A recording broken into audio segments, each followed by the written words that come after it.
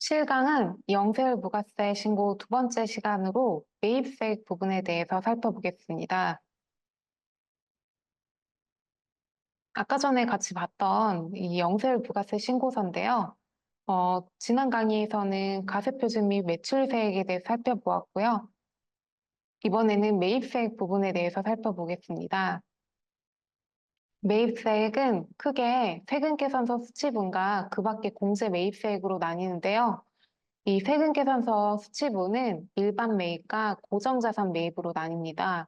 일반 매입에는 상품 매입이나 임차료, 통신료, 복리후생비, 소모품 등 일반적인 매입은 다 일반 매입에 포함이 되고요. 고정자산 매입은 건물을 취득하셨다거나 기계장치, 차량 등을 취득한 경우에는 고정자산 매입에 반영이 되게 됩니다.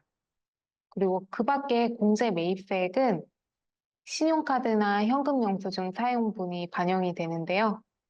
이 부가세 신고서를 보시면 이 매출세액은 영세율이기 때문에 없고요. 그래서 세액이 없습니다. 매입세액만 있는데 이 고정자산 매입은 없고요. 일반 매입과 그 밖에 공제 매입세액만 있는데 이 일반 매입은 6천만 원 정도가 발생했고 그래서 매입세액은 600만 원 정도가 적혀 있죠. 그리고 그 밖에 공제 매입세액은 1,900 정도가 잡혀서 이 환급받을 전체 세액은 2,563만 7,400원 정도가 발생했습니다. 이 환급세액을 조기환급 등을 신청했기 때문에 2월 25일 이후로 15일 이내에 환급을 받으시게 됩니다. 그러면 매입세액에 대해서 좀 더 자세히 살펴보도록 하겠습니다. 매입세액 공제를 받기 위해서는 적격 증빙을 수취하셔야만 하는데요. 이 계산서는 면세 품목에 발행되는 그 적격 증빙이기 때문에 부가세가 포함되어 있지 않습니다. 이 세금 계산서와 계산서를 비교해 보시면 세금 계산서에는 공급가액, 세액 이렇게 나눠져 있는데 계산서는 공급가액만 표시가 되어 있습니다. 이거는 원래 면세 품목에 부가세가 포함되지 않기 때문에 그런 건데요. 그렇기 때문에 우리가 매입세액 공제를 받을 수 있는 적격 증빙은 세금 계산서, 신용카드 매출 전표, 현금 영수증 이렇게 세 가지라고 생각을 하시면 되고요. 그중에 이제 현금 영수증 같은 경우에는 소득 공제용과 지출 증빙용이 있습니다. 소득 공제용은 핸드폰 번호로 발급을 하시면 소득 공제용으로 뜨고 사업자 번호로 발급을 받으시면 지출 증빙용으로 발급이 됩니다. 우리는 이제 사업자 부가세 신고에 반영을 하셔야 되기 때문에 지출 증빙용으로 발급을 받으시면 됩니다. 그럼 매입세액 불공제되는 항목에 대해서 살펴보겠는데요. 아까 전에 그 매입세 공제를 받기 위해서는 적격 증빙을 꼭 수취하셔야만 한다고 말씀을 드렸는데 일반 영수증이나 간이 영수증, 거래 명세서 등은 이 적격 증빙이 아니기 때문에 매입세 공제가 불가능한 증빙이라고 보시면 됩니다. 그리고 연간 연매출 4,800만 원 미만 간이가세자로부터 받은 신용카드 매출 점포와 현금 영수증은 이 매입세 공제가 안 되고요. 면세 사업자로부터 받은 계산서나 신용카드 매출 점표 현금 영수증은 이 부가세가 포함되어 있지 않기 때문에 매입세 공제가 안 된 항목이라고 보시면 됩니다. 그러면 세금 계산서를 수취하면 다 이게 매입세 공제가 가능하냐? 그건 아니고요. 이 세금 계산서를 수취해도 매입세 공제가 불가능한 항목들이 있습니다. 첫 번째로는 사업과 직접 관련 없는 매입세액인 경우에는 이 공제가 불가능한데요. 예를 들어 에어컨을 샀는데 에어컨을 사무실 용도로 산 경우와 집에 산 경우, 가사용으로 사용한 경우에는 매입세 공제가 안 된 항목이라고 보시면 되고 사무실용으로 샀으면 매입세 공제가 가능하십니다. 그렇게 구분하시면 될 것 같고요. 두 번째는 세금 계산서의 필요적 기재 사항이 부실 기재된 경우에는 이 매입세 공제가 불가능하기 때문에 이 공급자나 공급받는 자의 정보, 거래 금액, 작성 연월일을 제대로 작성을 해주셔야만 이 공제가 가능합니다. 세 번째, 네 번째, 다섯 번째는 그 다음 장에서 자세하게 살펴보도록 하겠고요. 이 사업자 등록전 매입세액은 1강에서도 말씀드렸는데요. 이 사업자 등록하기 전 매입세액은 원칙적으로 공제가 불가능하기 때문에 사업자 등록을 사업 준비 전에 내시라고 말씀을 드렸죠. 그렇게 알고 계시면 되겠습니다. 매입세 불공제 항목에 대해서 좀 더 자세하게 살펴보겠는데요. 비영업용 승용차의 취득 비용이나 유지 비용은 매입세 공제가 불가능합니다. 이 불공제되는 차량은 이 승용 자동차로 8인승 이하의 개별 소비세가 가세되는 그런 자동차들은 취득 비용과 유지 비용이 다 매입세 공제가 불가능하다. 그렇게 알고 계시면 되겠고요. 그럼 공제되는 차량은 무엇이냐?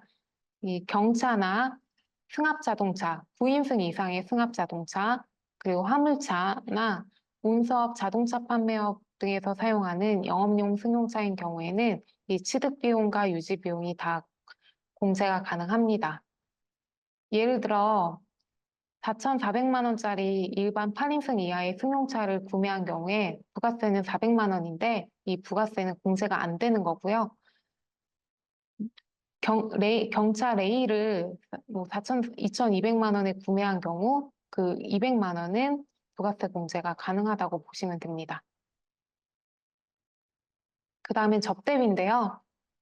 이 접대비와 관련된 교재비, 기밀비, 사례금 등 이 접대비 성격의 그런 비용들은 매입세 공제가 안 된다고 보시면 되고 이 광고 선전비나 복리후생비 이런 비용들은 부가세 공제가 가능합니다. 예를 들어 식대 이제 식당에서 밥을 먹었는데 그게 직원이 먹은 경우에는 복리후생비 차원의 경비로 봐서 부가세 공제가 가능하고요. 그리고 거래처 직원이 먹은 경우에는 접대비 차원에서 먹었다고 봐서 부가세 공제가 불가능합니다.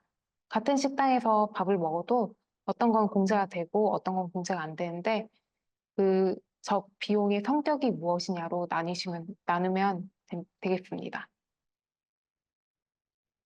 그 다음은 여객 운송 용역인 경우 이제 항공권이나 KTX, 고속버스, 택시 요금은 다 이제 매입세 공제가 불가능하고요.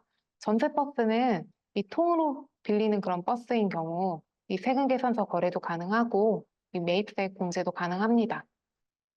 그다음 호텔 등 숙박비인데 이 업무와 관련해서 출장을 간 경우엔 호텔 등 그 숙박비는 다 매입세 공제가 가능하다고 보시면 되고요. 입장권, 공연이나 놀이동산, 영화관 등 입장권을 발행하는 업종은 이 매입세 공제가 불가능합니다. 그리고 또 눈여겨보셔야 되는 게 국외 사용액, 급여, 4대 보험, 사업 관련 대출 이자 비용 이런 항목들인데요. 이런 것들은 원래 부가세가 붙어 있지 않기 때문에 부가세 공제가 안 되는 항목들이라고 보시면 됩니다. 그래서 우리가 해외 온라인 쇼핑몰 수수료라든가 뭐 인출 수수료 이런 것들은 다 부가세가 포함되어 있지 않기 때문에 부가세 공제 때는 반영이 안 되고요. 인건비를 지급한 내역이라든가 뭐 대출 이자 비용 이런 것들도 부가세 때는 비용으로 공제가 되지 않고 이 소득세나 법인세 때 비용으로 별도로 반영을 해주시면 되겠습니다. 이 매입세 공제 시 궁금한 사항들에 대해서 살펴보겠는데요. 개인 사업자의 식대는 매입세 공제가 가능한가요? 불가능합니다. 왜냐하면 이 개인 사업자의 식대는 업무 무관이라고 보기 때문에 사업 관련성이 없는 경비로 보아서 매입세 공제가 안 되는 거고요. 직원이 있는 직원에게 쓴 직원 식대 같은 경우에는 복리후생비 차원에서 사용했기 때문에 부가세 매입세 공제가 가능합니다. 같은 식당에서 밥을 먹어도 개인 사업자 본인이 먹은 경우에는 매입세 공제가 안 되고요. 직원이 먹은 경우에는 매입세 공제가 가능하고 거래처 직원이 먹은 경우에는 접대비 성격으로 봐서 매입세 공제가 불가능하다. 그렇게 보시면 되겠습니다. 두 번째는 직원 또는 개인 사업자 가족 명의 신용카드를 사용한 경우 매입세 공제가 가능한가요인데요. 사업 관련성이 있는 매입인 경우에는 직원 또는 개인 사업자 가족 명의 카드도 매입세 공제가 가능합니다. 직원이 본인의 카드를 가지고 사업 관련성 있는 경비를 사용한 경우에 그 영수증을 그 회사에 제출하게 되면은 돈으로 정산을 받으실 텐데요. 그 영수증은 회사에서 부가세 공제 처리를 하시면 됩니다. 홈택스에 등록된 카드만 매입세 공제가 가능한가요? 라는 질문에는 홈택스에 등록이 안 돼 있는 카드여도 사업용으로 사용한 카드가 있다면 부가세 신고 시에 별도로 반영을 하시면 됩니다. 그렇기 때문에 등록이 안 된 카드도 부가세 신고 시에 매입세 공제를 받을 수가 있다. 그렇게 알고 계시면 되겠습니다. 어, 이번 강의는 매입세 부분에 대해서 살펴보았고요. 이 매입세 공제 시 궁금한 사항들까지 같이 알아보았습니다. 감사합니다.